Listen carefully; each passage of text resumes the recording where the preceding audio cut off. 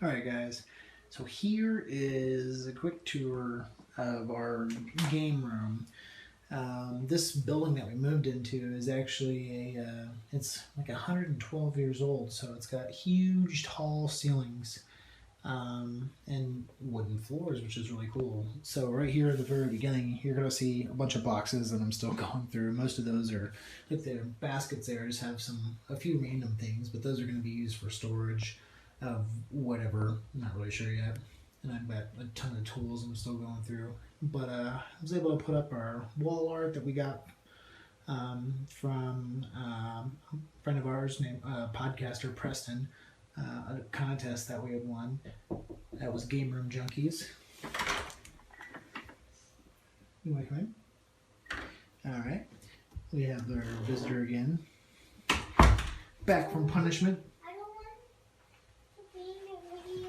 Well, then you're gonna have to get out of the room because I'm videoing.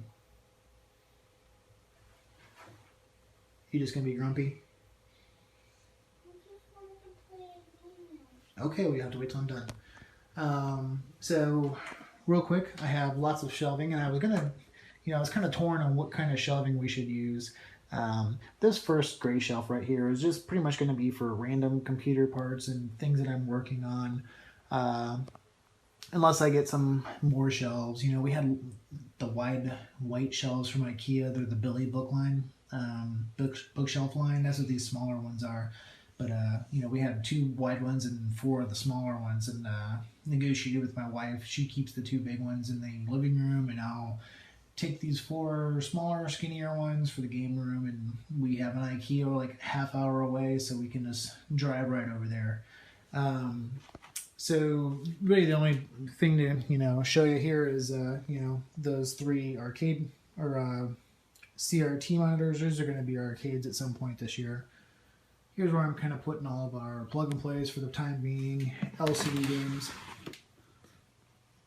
Ton of them. But never enough. There's somebody playing outside. Okay, well, we'll talk about it when I'm done. Beatles Wii guitars and drum set. Always awesome thing to have in our game room.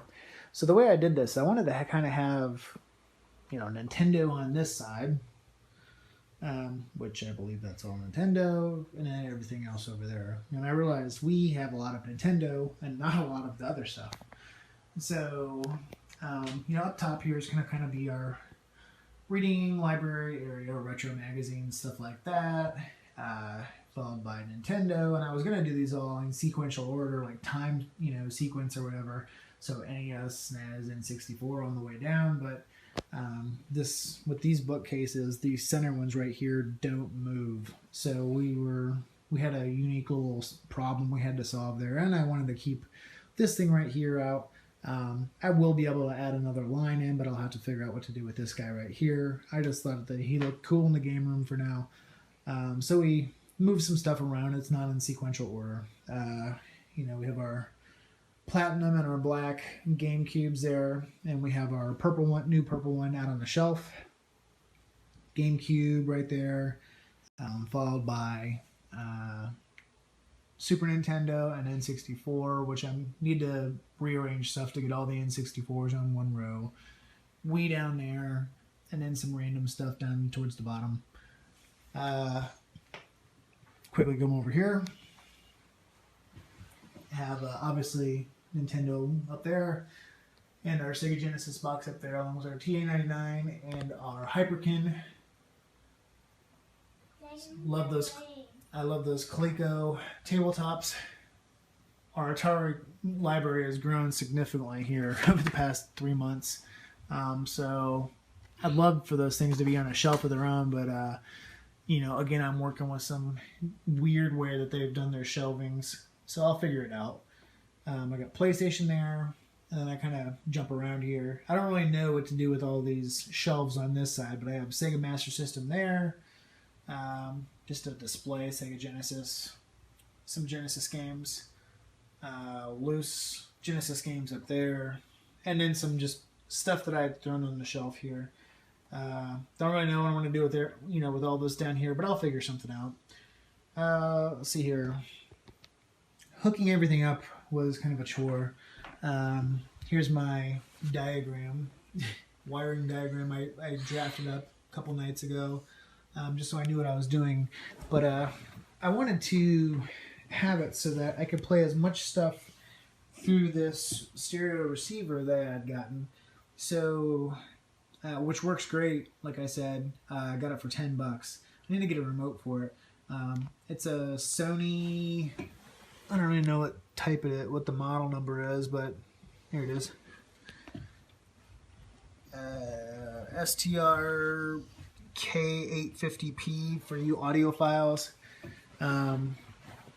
So I have all of our systems out for the most part, you know, and I had a row of Nintendo on top, and I was trying to do this all in rows. One row of Nintendo, one row of Sega, and then the Sony stuff and the newer stuff on bottom, and the Atari stuff.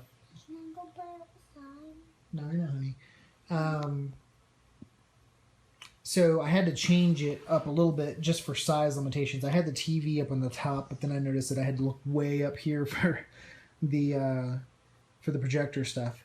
So what I ended up doing is the newer stuff is all playing on the projector. So that's the Wii, the GameCube, the N64, the Super Nintendo, the Sega Dreamcast, and the PlayStation. Our PlayStation 2 doesn't work right now. We gotta figure out what the deal is with that, or get a new one or something. I'm not huge into PlayStation 2 stuff, but that was thrown in with the deal that I had gotten.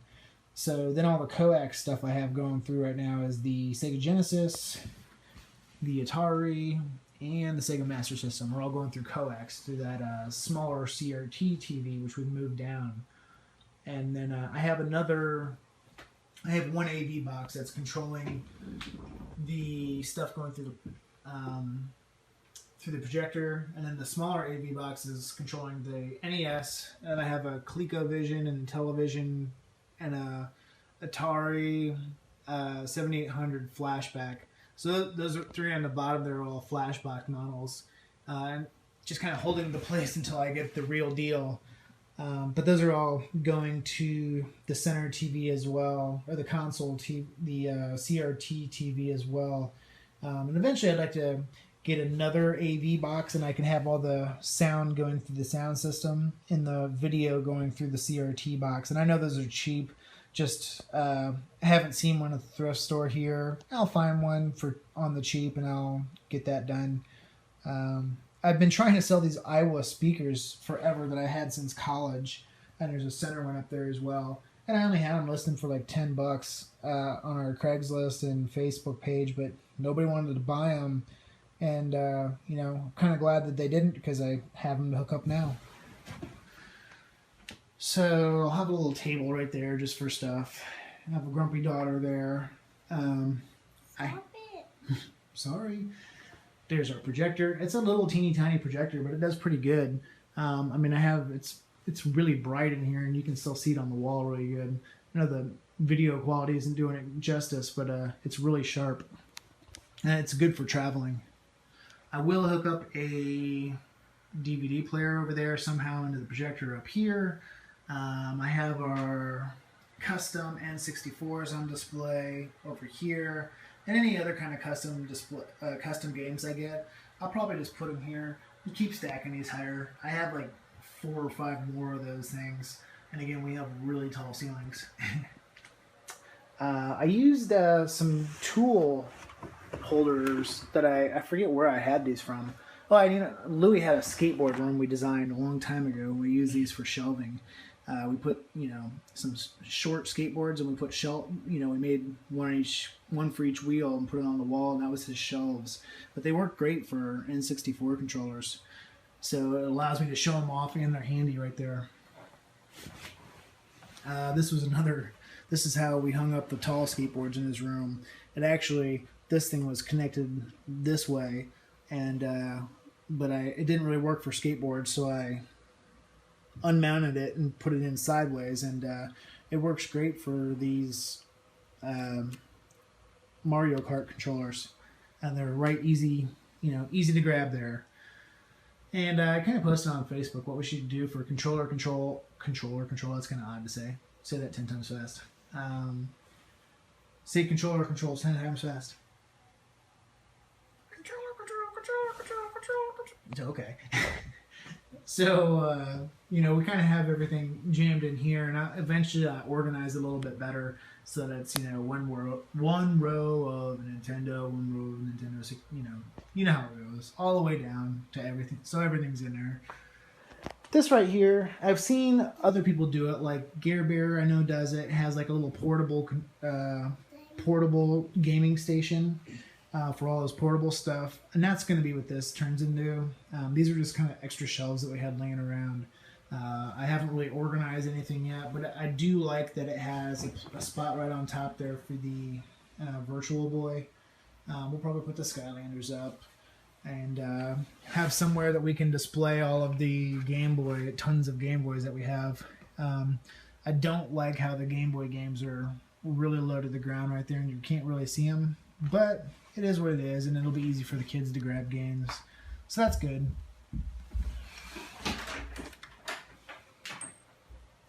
Princess is taking off.